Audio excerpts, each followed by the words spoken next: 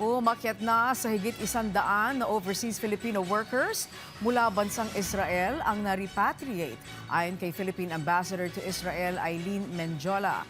Sa kabila ng pagtunog ng sirena bilang hudyat ng paglikas ng mga kababayan sa mga shelter, tiniyak ng embahada na ligtas ang sitwasyon ng mga Pilipino roon.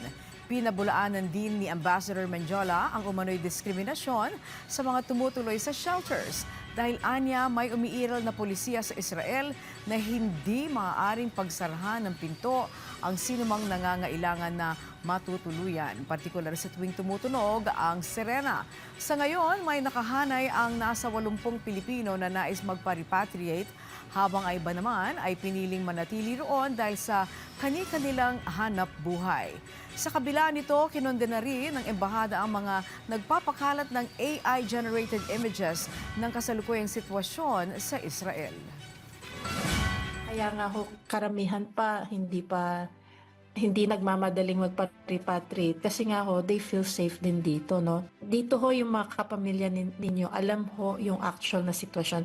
Sa kanila ho kayo maniwala, wag ho sa mga AI generated na mga images.